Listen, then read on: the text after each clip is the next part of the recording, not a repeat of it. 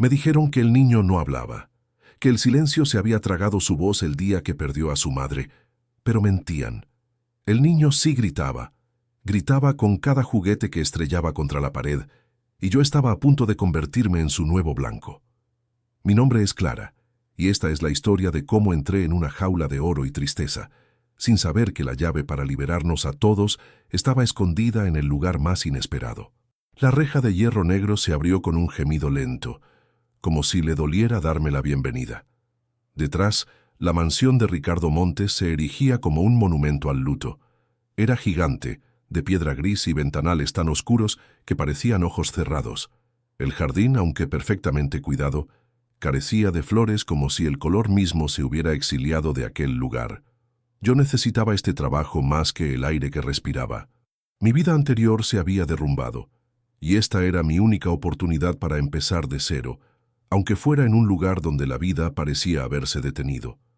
Me recibió una mujer mayor, de uniforme impecable, y un moño tan apretado que parecía estirarle la piel. Se presentó como la señora Berenice, el ama de llaves.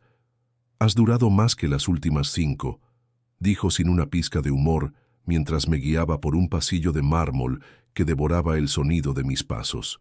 Ni siquiera han pasado la entrevista. El señor Ricardo no tiene tiempo para tonterías. Sus palabras eran una advertencia clara. Pasamos junto a retratos al óleo de ancestros con miradas severas que parecían juzgar mi ropa sencilla y mis zapatos gastados. Todo en esa casa era frío, imponente y silencioso. Un silencio pesado, denso, que se te pegaba a la piel. La oficina de Ricardo era tan intimidante como el resto de la casa. Él estaba detrás de un escritorio de caoba que parecía más grande que mi antiguo apartamento. Era un hombre atractivo, pero con una dureza en la mandíbula y una sombra en los ojos que ninguna fortuna podía ocultar.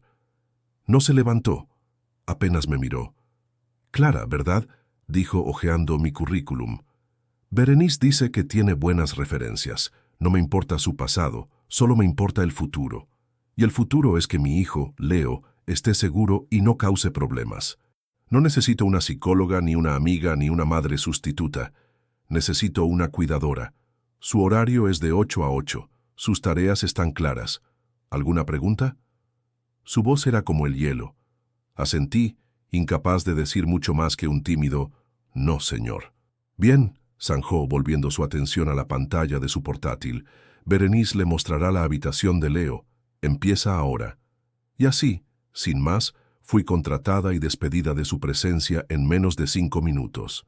La tensión en esa casa se podía cortar con un cuchillo, y esto era solo el comienzo. Si ya sientes un nudo en la garganta con este inicio, suscríbete a nuestro canal para no perderte ni un segundo de esta historia. Y cuéntanos en los comentarios desde qué ciudad estás acompañándonos y dándole fuerzas a Clara. Berenice me llevó al segundo piso. El pasillo de arriba era igual de lúgubre, pero al final había una puerta blanca. «Este es el reino de Leo», susurró el ama de llaves, como si temiera despertar a una bestia. «No lo fuerce. No le hable si él no quiere. Y sobre todo, no toque sus cosas sin permiso. Las últimas niñeras no entendieron eso». Me dio una última mirada, una mezcla de lástima y escepticismo, y se fue dejándome sola frente a la puerta. Respiré hondo y entré. La habitación era enorme, llena de los juguetes más caros que se pudieran imaginar. Un tren eléctrico recorría una maqueta gigante. Había estanterías repletas de libros y legos, pero todo estaba en un orden casi militar. Y en el centro, de espaldas a mí, estaba él, Leo. Un niño de 7 años, de cabello oscuro y revuelto, que construía una torre de bloques con una concentración absoluta. No se giró, no acusó mi presencia. Era como si yo fuera invisible. «Hola, Leo», dije con la voz más suave que pude encontrar. «Soy Clara». El único sonido fue el de mi propia voz rebotando en las paredes. Me acerqué un poco, manteniendo la distancia.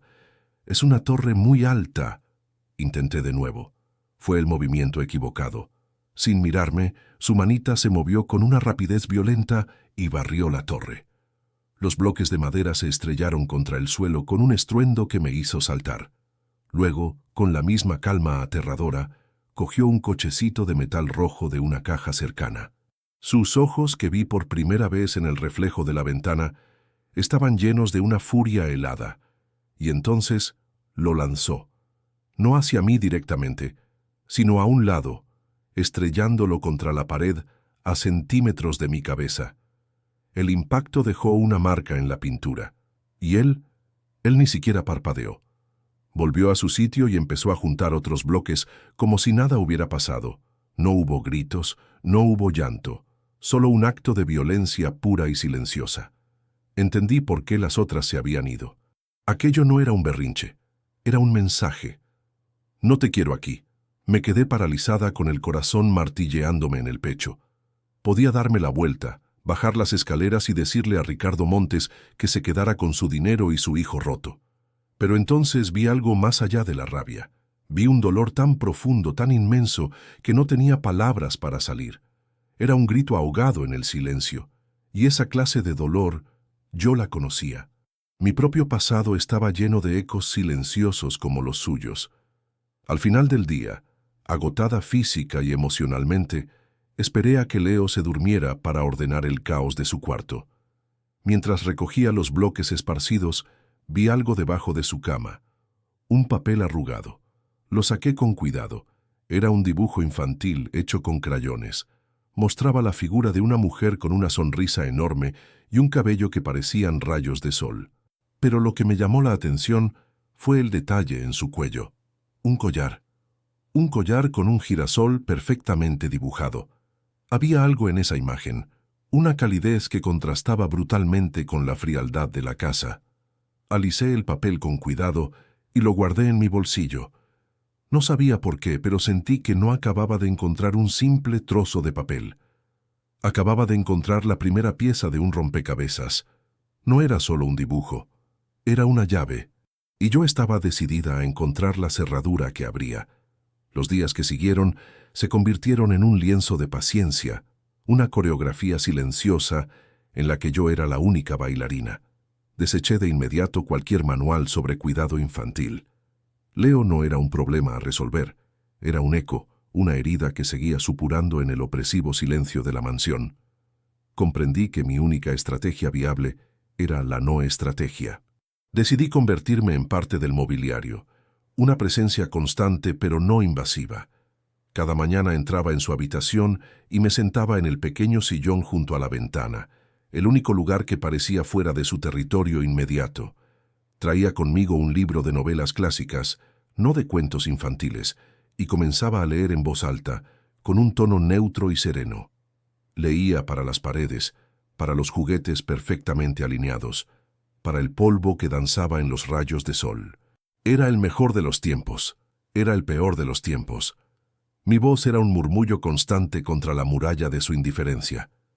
Él continuaba con sus construcciones, sus coches, sus rompecabezas, moviéndose con una precisión casi robótica, sin dar jamás una señal de que me escuchaba. En ocasiones cambiaba de táctica, sacaba un bloc de dibujo y carboncillos y me dedicaba a esbozar los objetos de la habitación con trazos suaves. «Esta lámpara tiene un cuello largo, como el de una jirafa», susurraba para mí misma, «y la alfombra parece un mapa de una ciudad desconocida». Mis palabras se perdían, pero yo no cejaba en mi empeño. Estaba sembrando semillas en un terreno que parecía estéril, con la fe ciega de que, bajo la superficie helada, algo debía seguir vivo. Durante esos largos días, observé cada uno de sus gestos, cada microexpresión, y fue así como descubrí su secreto. El enorme ventanal de su cuarto, un cristal inmaculado que enmarcaba el jardín, era su verdadero santuario. Su mirada no se posaba en la piscina de aguas turquesas ni en el laberinto de setos impecables. Se desviaba, una y otra vez, hacia un rincón casi oculto por la opulencia del resto del paisaje. Allí, en un pequeño arriate olvidado, un puñado de girasoles moribundos inclinaba sus cabezas resecas hacia la tierra. Eran un pequeño cementerio de esperanzas doradas, una mancha de imperfección en un mundo obsesionado con la pulcritud. Y Leo no podía apartar los ojos de ellos. Esta observación se unió al dibujo del collar de girasol, y las dos piezas empezaron a vibrar juntas en mi mente, creando una resonancia que aún no comprendía. La frágil tregua que había establecido se pulverizó un jueves por la tarde. El estruendo agudo de unos tacones sobre el suelo de mármol del vestíbulo fue el primer presagio, seguido de una fragancia floral tan intensa que resultaba casi agresiva. Verónica, la novia de Ricardo, había llegado. Era una mujer cuya belleza parecía construida por un comité de expertos. Cada mechón de su cabello rubio, cada ángulo de su rostro, cada curva de su vestido carmesí gritaba perfección y dinero. Berenice, el ama de llaves, la recibió con una reverencia casi imperceptible, pero noté un endurecimiento en su mandíbula que delataba su desaprobación. «Ricardito, tesoro», canturreó Verónica, y su voz, aunque melódica, carecía de toda calidez. Ricardo apareció desde su despacho y la recibió con un beso en la mejilla, un gesto tan coreografiado y vacío como todo lo demás en aquella casa. El ambiente durante la cena fue gélido.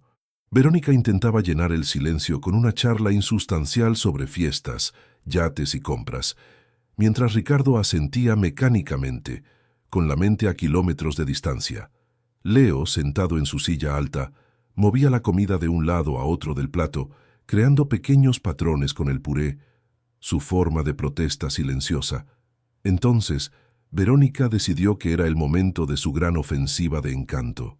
«Mira, Leo, te he traído una cosita», anunció con una sonrisa que no alcanzó a sus ojos azules. Deslizó sobre la mesa una caja envuelta en papel brillante. Ante la falta de reacción del niño, ella misma rasgó el envoltorio con impaciencia, revelando un robot de aspecto futurista. «Es la última tecnología, traído directamente de Japón». Sin esperar, pulsó un interruptor en la espalda del juguete. El robot cobró vida con una cacofonía de sonidos metálicos y destellos epilépticos. Una voz metálica gritaba órdenes de batalla, mientras sus ojos LED parpadeaban en rojo y azul. El efecto sobre Leo fue inmediato y violento. Se encogió como si recibiera un golpe físico, llevándose las manos a los oídos en un gesto de puro pavor sensorial. Su pequeño cuerpo temblaba. El ataque auditivo y visual era demasiado para su mundo cuidadosamente controlado. Con un movimiento rápido y desesperado, barrió el juguete de la mesa. El robot se estrelló contra el suelo. Su voz electrónica se cortó con un gemido agónico y un crujido de plástico. El silencio que siguió fue atronador. Leo, con el rostro pálido y los ojos desorbitados, se bajó de la silla y huyó escaleras arriba. El portazo de su habitación retumbó en todo el comedor.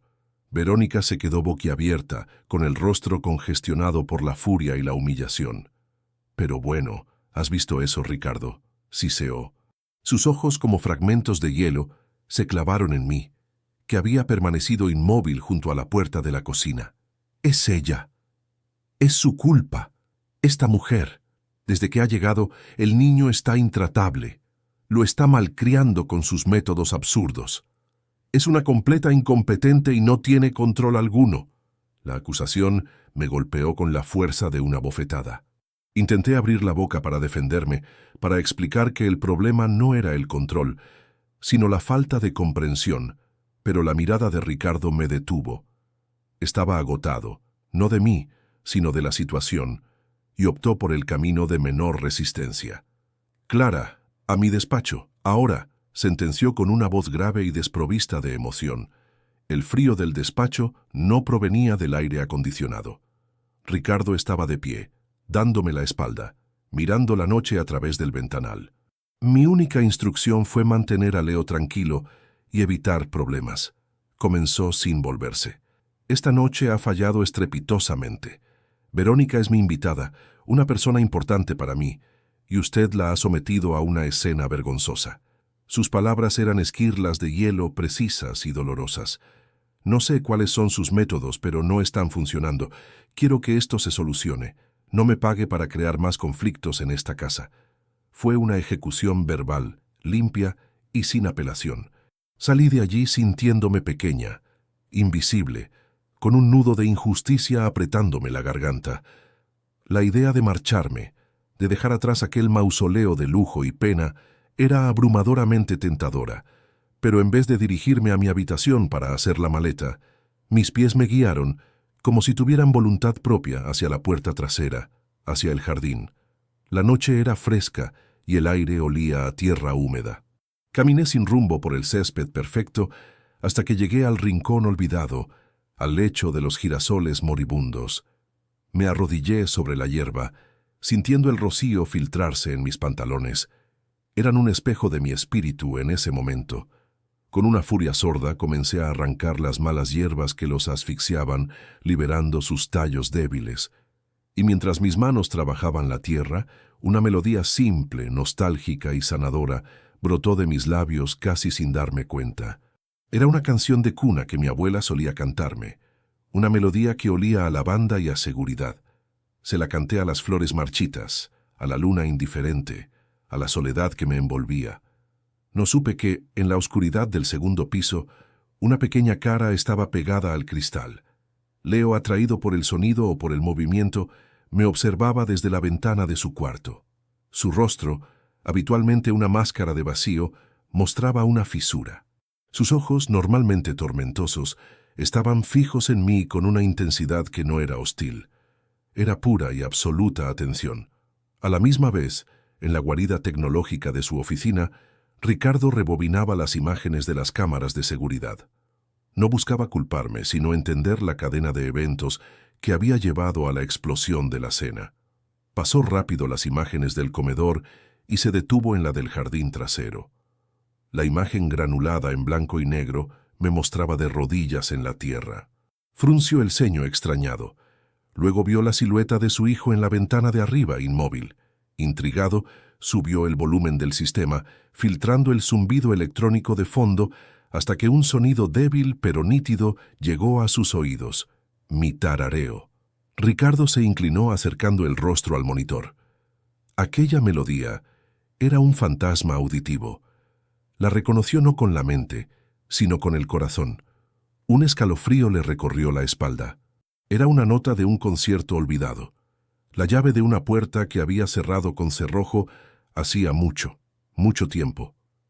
A la mañana siguiente, el aire en la mansión era denso, cargado con las cenizas del conflicto de la noche anterior.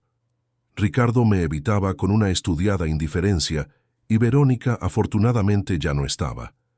Decidí que la confrontación directa era inútil. Mis acciones debían hablar más alto que cualquier excusa. Con una nueva determinación, me dirigí al jardín. Mi objetivo no eran las rosas perfectas, ni las hortensias impecables, sino aquel rincón de girasoles olvidados. Allí encontré a Antonio, el jardinero, un hombre de edad avanzada con manos curtidas por la tierra y una mirada amable que contrastaba con la frialdad general de la casa. Llevaba décadas trabajando para la familia Montes, mucho antes de que la tristeza echara raíces en aquel lugar. Le pregunté sobre las flores marchitas, fingiendo un interés casual en la jardinería. Antonio dejó su podadora y me miró con una mezcla de sorpresa y melancolía. «Ah, esos», suspiró, limpiándose el sudor de la frente. Ese era el rincón de la señora Laura. El nombre de la difunta esposa de Ricardo flotó en el aire por primera vez en mi presencia, cargado de peso y de historia. Ella misma los plantó, continuó Antonio, con la voz teñida de nostalgia. Decía que los girasoles eran soldados de la luz, que siempre buscaban el sol, sin importar lo oscura que estuviera la tormenta. Pasaba horas aquí, cuidándolos, hablándoles y cantándoles. Mi corazón dio un vuelco. «¿Cantándoles?», pregunté, tratando de mantener mi voz estable. Él asintió lentamente. «Sí, una cancioncita suave, siempre la misma». Se la cantaba a las flores y luego al pequeño Leo cuando estaba en su cuna. Decía que era la melodía del sol. La pieza del rompecabezas se encajó con una claridad cegadora. La canción que yo había tarareado por instinto era la misma. No era una coincidencia, era un eco, una memoria impregnada en el aire mismo de aquel jardín. Armada con esta revelación, mi percepción de la casa cambió. Ya no era solo una prisión de lujo, era un archivo de recuerdos sellados y yo tenía la obligación de abrirlos. Esa tarde, mientras Leo tomaba su siesta, una extraña audacia me impulsó a explorar. Me deslicé sigilosamente hacia el ala oeste, donde se encontraba el despacho principal de Ricardo, un lugar que se me había prohibido implícitamente. La puerta estaba entreabierta. Con el corazón latiendo desbocado, entré. La habitación era un santuario al éxito masculino. Premios, libros de finanzas, un mapa del mundo con marcas en diferentes países. Pero en un rincón, sobre una pequeña credenza, había un objeto cubierto por un paño de terciopelo. Movida por una fuerza que no podía explicar, lo levanté. Debajo se encontraba un marco de fotos digital, de un modelo antiguo, cubierto de una fina capa de polvo. Estaba desconectado. Mis dedos temblaban mientras buscaba el enchufe detrás del mueble y lo conectaba a la corriente. La pantalla parpadeó y cobró vida. Y entonces, la habitación se inundó de luz y color. Cientos de fotografías comenzaron a desfilar, una tras otra, rompiendo la monotonía gris de la casa. Era ella, Laura. En cada imagen su sonrisa parecía capaz de iluminar el mundo. Había fotos de ella en el jardín, con las manos llenas de tierra y una expresión de pura felicidad. Fotos pintando en un estudio lleno de lienzos. Fotos con Ricardo, en una época en la que los ojos de él aún brillaban. Y entonces la vi. Una serie de retratos en los que llevaba puesto el collar. El mismo collar de girasol del dibujo de Leo. Era una pieza de plata delicada, con un pequeño girasol cuyo centro estaba hecho de ámbar. Era real. El dibujo no era una fantasía, era un recuerdo nítido y doloroso. Guardé el secreto de mi descubrimiento, sintiendo que había profanado un lugar sagrado, pero también que había encontrado el mapa del tesoro. Ricardo, por su parte, comenzó a observarme de una manera diferente. La frialdad distante fue reemplazada por una curiosidad cautelosa. Notaba los pequeños cambios. Leo ya no me lanzaba objetos.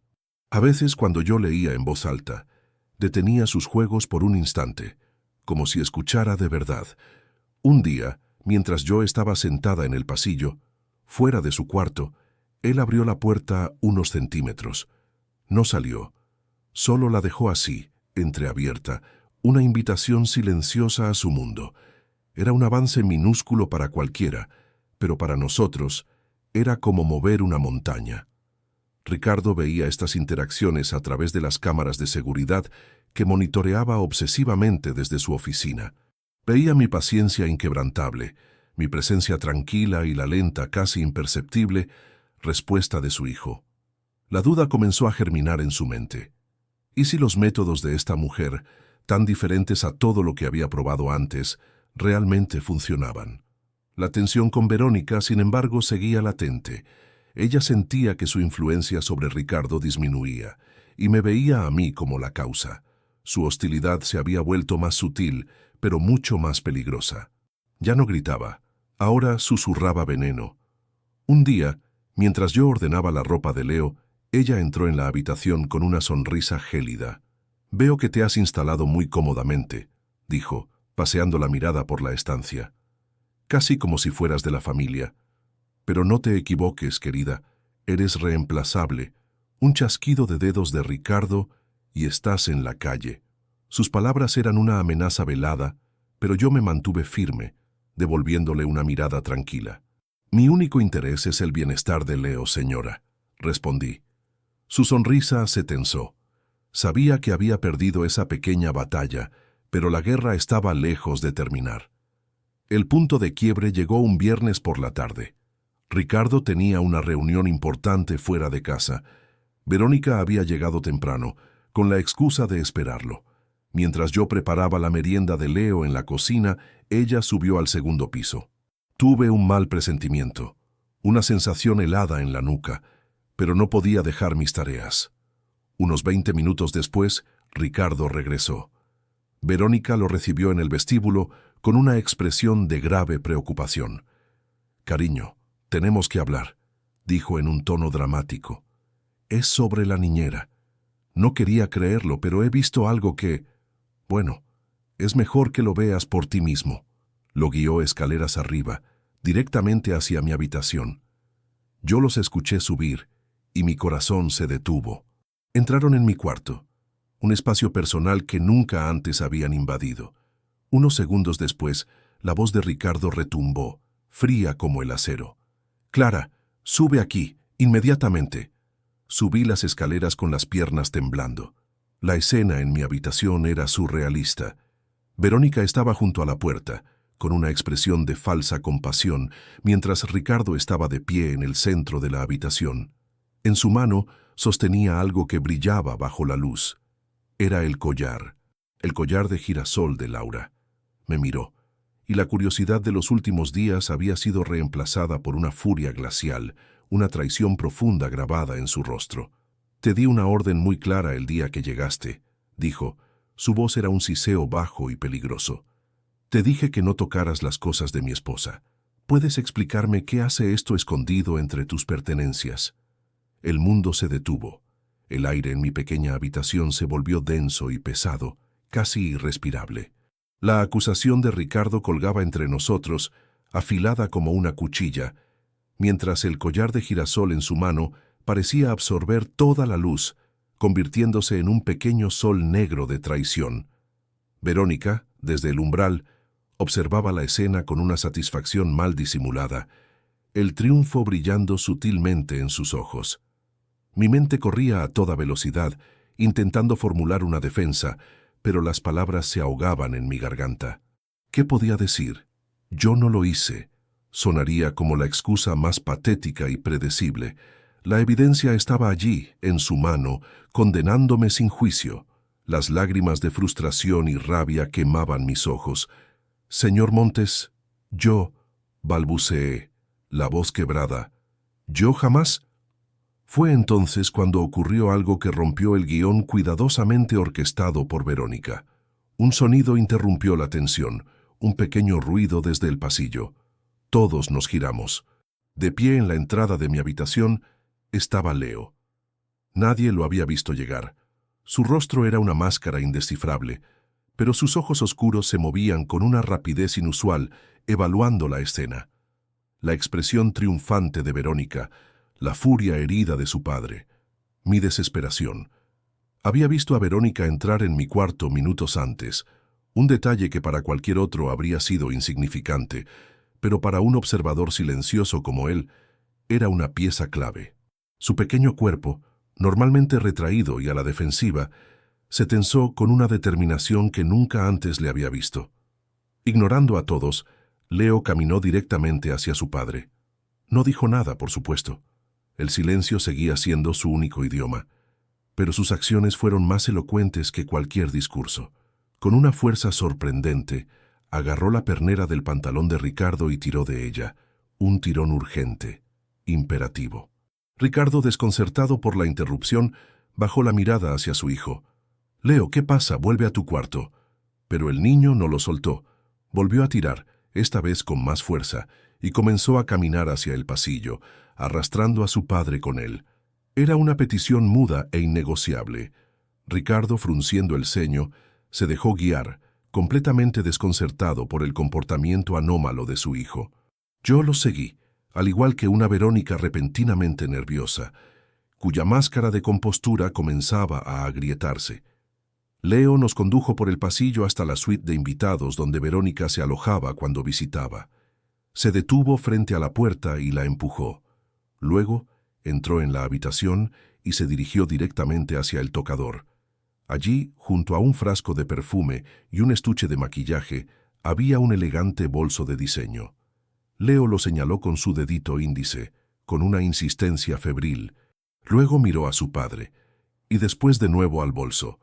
El mensaje era cristalino. Ricardo, moviéndose como en un sueño, se acercó al tocador. «¿Qué es esto, Verónica?», preguntó, aunque su tono ya no era de furia, sino de una confusión creciente. «Nada. Es solo mi bolso. Este niño está loco», exclamó ella, su voz un octavo más aguda de lo normal. Pero Ricardo ya no la escuchaba. Abrió el bolso. Dentro, entre una billetera de piel de cocodrilo y un teléfono móvil de última generación, había una pequeña caja de terciopelo azul, idéntica a la que solía guardar las joyas de su difunta esposa. Estaba vacía. El rompecabezas encajó en la mente de Ricardo con una claridad dolorosa y brutal. La caja vacía, el collar en mi cuarto, la reacción de Leo. Todo era una farsa, una trampa cruel. Se giró lentamente hacia Verónica. La furia había regresado a su rostro. Pero esta vez no era la ira de un hombre traicionado por una empleada, sino la de un hombre que se daba cuenta de que había sido manipulado, que su dolor y la memoria de su esposa habían sido utilizados en un juego mezquino. «Fuera», dijo Ricardo con una voz tan baja y cargada de hielo que resultó más aterradora que cualquier grito. «Coge tus cosas y vete de mi casa. Ahora». Verónica intentó protestar, balbucear una excusa, pero la mirada de Ricardo la silenció. Recogió su bolso y huyó, derrotada, dejando tras de sí solo el eco de sus tacones y el olor de su perfume.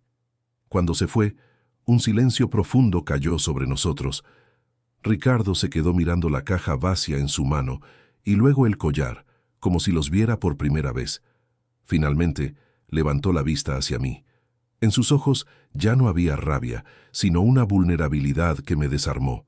«Clara», se comenzó su voz ronca, «lo siento. Yo no debí dudar de usted. Por primera vez desde que llegué, me llamó por mi nombre, y no como a una empleada, sino como a una persona. Y por primera vez vi al hombre detrás del millonario, un viudo perdido, que luchaba por mantener la cabeza fuera del agua en un océano de dolor. Esa noche, algo fundamental se quebró entre nosotros, pero no para mal. Se rompió la barrera de formalidad, el muro de desconfianza. Después de que Leo se durmiera, Ricardo me pidió que me reuniera con él en la biblioteca. La chimenea estaba encendida, proyectando sombras danzantes sobre las estanterías llenas de libros. Con una copa de brandy en la mano, me habló de Laura.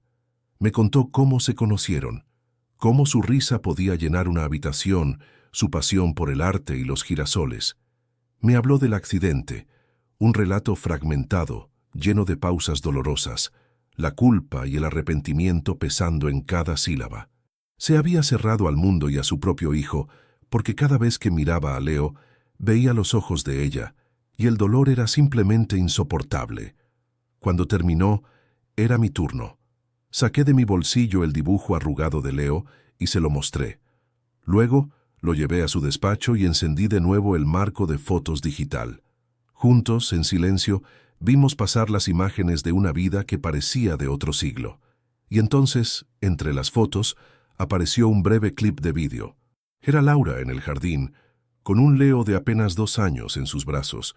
Ella le señalaba los girasoles mientras le cantaba suavemente la melodía que Antonio me había descrito, la misma que yo había tarareado.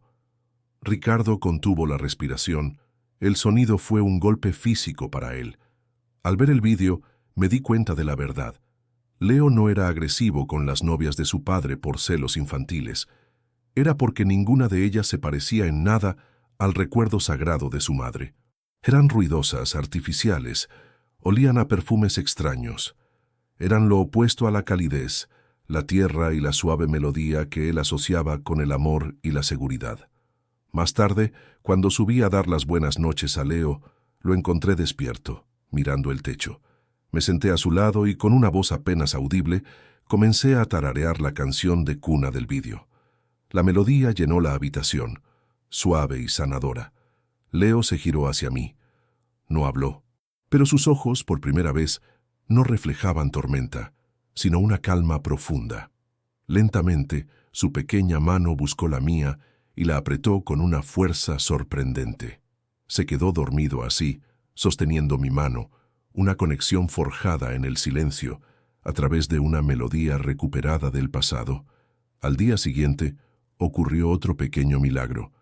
Por la mañana, Leo me tomó de la mano y me llevó por los pasillos de la casa hasta detenerse frente a una puerta que siempre había estado cerrada. Era de madera oscura y no tenía pomo, solo una cerradura antigua. Leo levantó su mano y señaló la puerta. Luego se giró y me miró a mí, y después a su padre, que acababa de llegar al pasillo, atraído por nuestra presencia. La mirada del niño era una súplica. Quería entrar. Ricardo se quedó paralizado, su rostro palideció.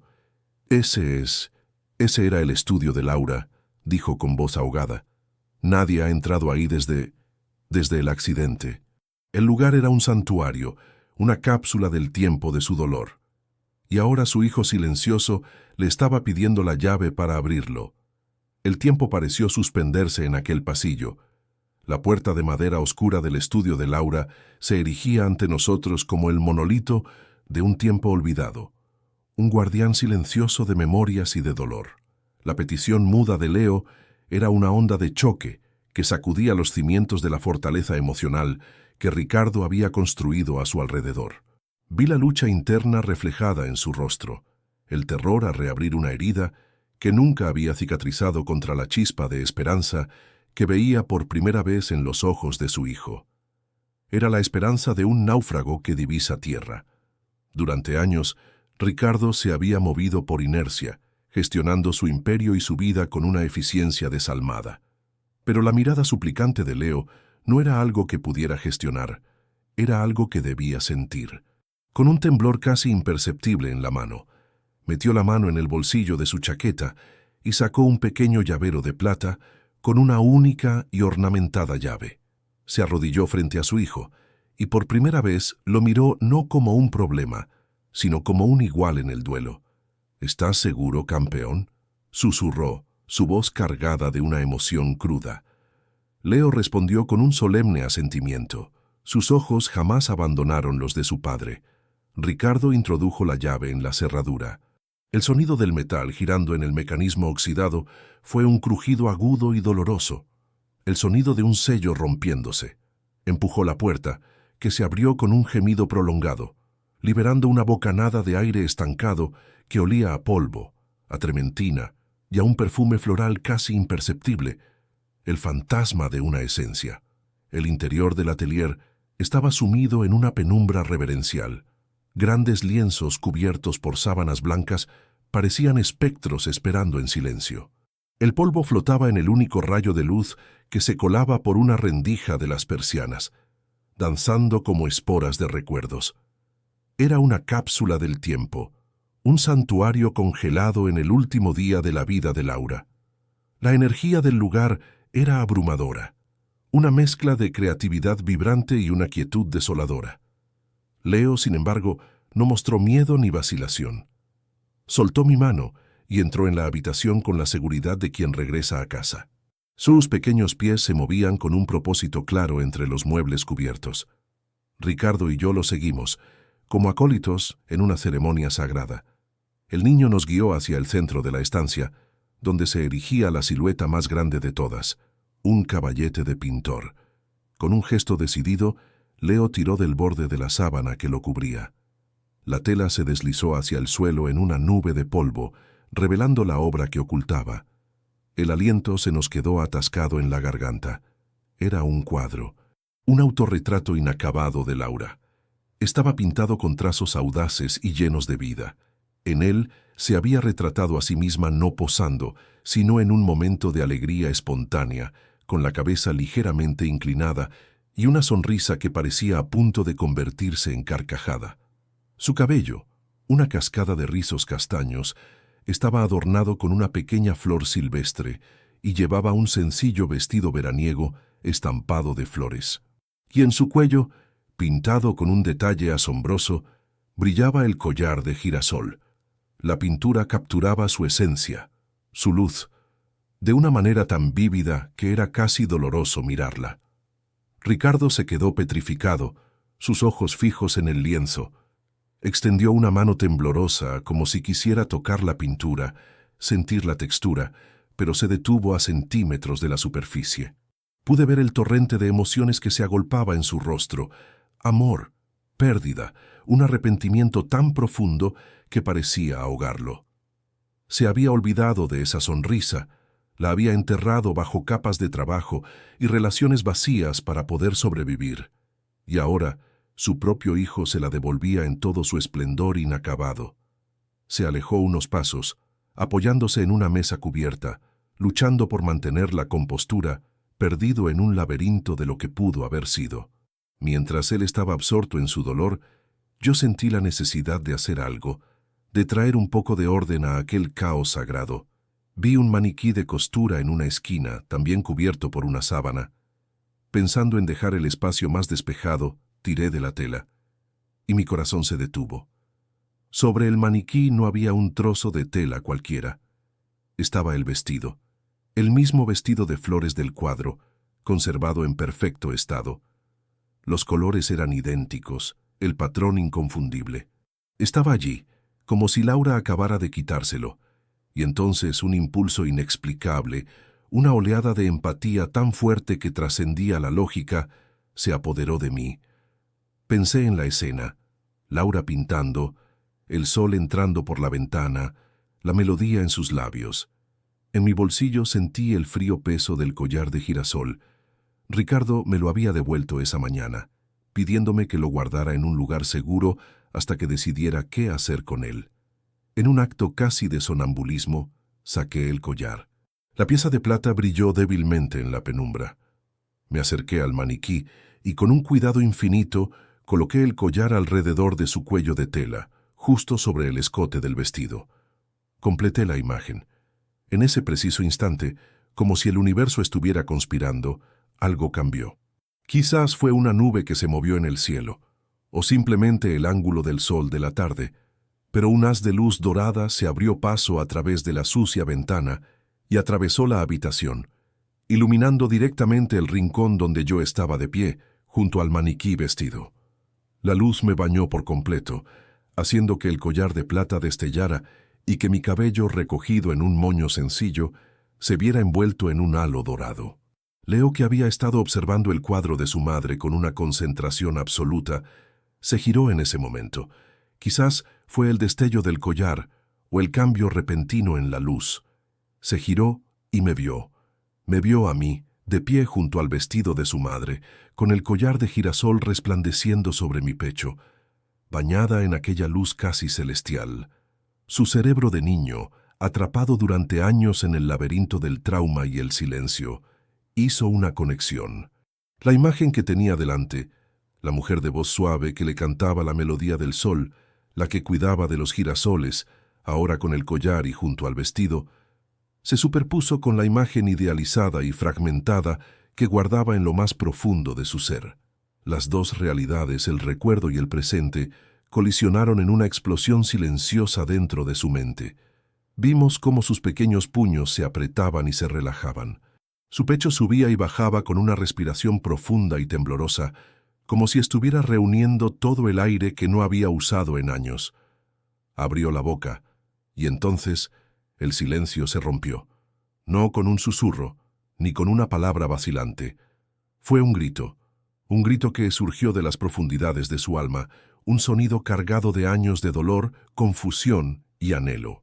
Con la voz ronca y quebrada por el desuso, mirando directamente a mis ojos, gritó una sola palabra, una palabra que hizo temblar el polvo de la habitación y los cimientos de nuestras almas.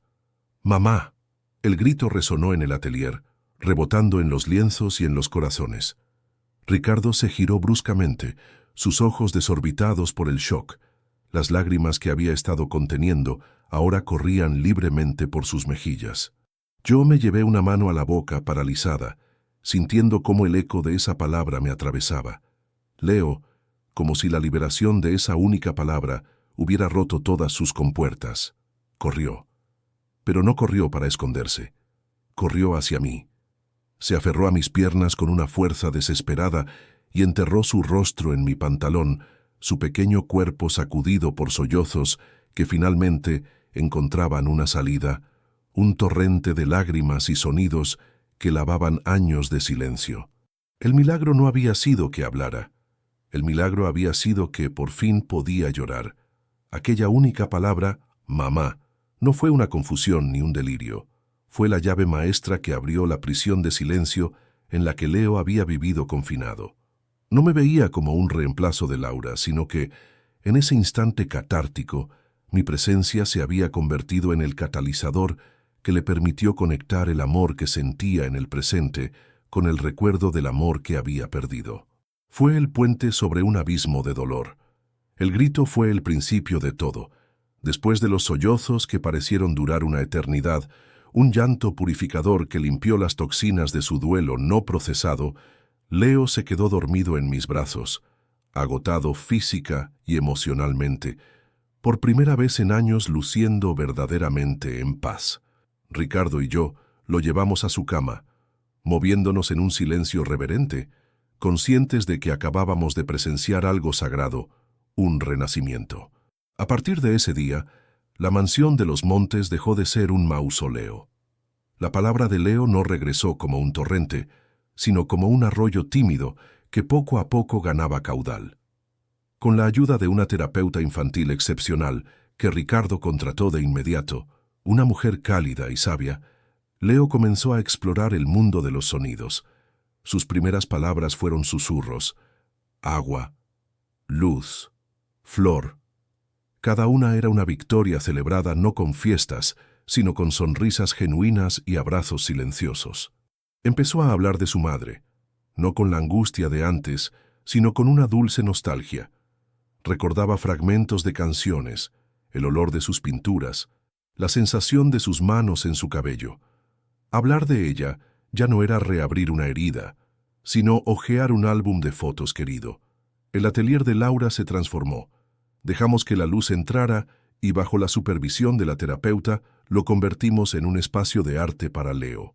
Donde antes había silencio y polvo, ahora había el sonido de pinceles, risas ahogadas y el olor a pintura fresca. Leo descubrió que había heredado el talento de su madre y sus lienzos se llenaron de colores vibrantes, soles gigantes y, sobre todo, girasoles. Mi rol en la casa también se transformó. Dejé de ser la niñera para convertirme en Clara, una parte indispensable de esa nueva dinámica familiar que estábamos construyendo. La relación entre Ricardo y yo evolucionó de manera orgánica, sin prisas ni presiones. El respeto profesional dio paso a una profunda admiración mutua y ésta a un afecto que crecía en el terreno fértil de la sanación compartida. Él no buscaba en mí un fantasma de Laura. Al contrario, valoraba precisamente lo que me hacía diferente: mi calma, mi resiliencia, la forma en que había sabido escuchar el silencio de su hijo. Una noche, mientras observábamos a Leo dormir, me confesó: durante años creí que para honrar a Laura debía preservar todo tal como lo dejó, convertirme en el guardián de un museo. Tú me enseñaste que la mejor manera de honrar a los que amamos es seguir viviendo, permitir que su luz nos inspire a buscar un nuevo amanecer. Nuestra conexión se cimentó en largas conversaciones nocturnas, en paseos por el jardín que ahora florecía bajo los cuidados de Antonio, y a veces los nuestros. Descubrimos que ambos éramos supervivientes de nuestras propias tragedias, almas que habían aprendido a navegar en la oscuridad. El amor que nació entre nosotros no fue una pasión arrebatadora, sino la llama tranquila y constante de una chimenea que calienta un hogar. Era un amor adulto, forjado en la comprensión y en la aceptación de las cicatrices del otro. No hubo necesidad de grandes declaraciones ni de gestos románticos ostentosos.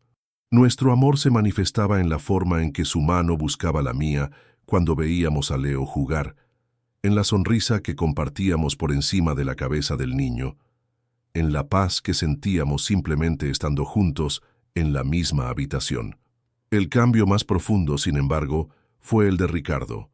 El ejecutivo implacable y distante se desvaneció, dando paso a un padre presente y comprometido. Comenzó a delegar responsabilidades en su empresa, a llegar a casa más temprano, no por obligación, sino por un deseo genuino de no perderse ni un solo momento. Aprendió a construir fortalezas del ego, a leer cuentos con diferentes voces y, lo más importante, aprendió a escuchar. Escuchaba las historias de Leo, sus miedos, sus sueños. Y al hacerlo, finalmente comenzó a perdonarse a sí mismo por el tiempo perdido, entendiendo que el pasado no podía cambiarse, pero que el futuro era un lienzo en blanco. La historia no culmina con una boda de ensueño, ni con un final de cuento de hadas. Culmina en una tarde de domingo, un año después de aquel día en el atelier. La escena es sencilla, casi mundana, pero cargada de un significado inmenso.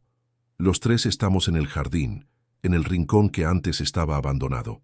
Ahora es un campo floreciente de girasoles altos y orgullosos, que giran sus cabezas doradas siguiendo el curso del sol. Estamos plantando nuevos brotes con las manos cubiertas de tierra. Leo, que ahora es un niño parlanchín y curioso de 8 años, no para de hablar. Le está explicando a Antonio, que nos observa con una sonrisa desde la distancia, la diferencia entre 3 tipos de girasoles. Esta se llama gigante ruso, abuelo Antonio, dice con la autoridad de un experto botánico. Mi mamá del cielo decía que eran sus favoritos, porque parecían gigantes amables cuidando el jardín. Ricardo, arrodillado a mi lado, se detiene y me mira. El sol de la tarde ilumina su rostro, y en sus ojos ya no hay sombras, solo una serenidad profunda y una gratitud infinita. Laura me enseñó lo que era el amor, dice en voz baja, solo para mí. Pero tú, Clara, tú me has enseñado a vivir de nuevo. Me enseñaste que el hogar no es un lugar construido de piedra y mármol, sino un espacio que se construye con paciencia, comprensión y la valentía de volver a empezar.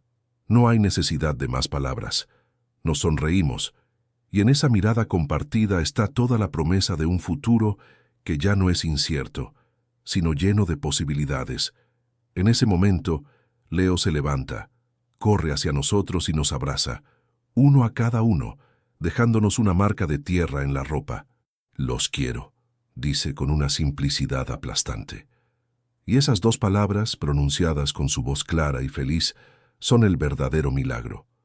La familia Montes no fue reemplazada ni sustituida, fue reconstruida. Sobre los cimientos del dolor y la pérdida, habíamos levantado algo nuevo, algo más fuerte y resiliente, una familia forjada no por la sangre o las convenciones, sino por la elección deliberada de sanar juntos y de elegir la luz como los girasoles.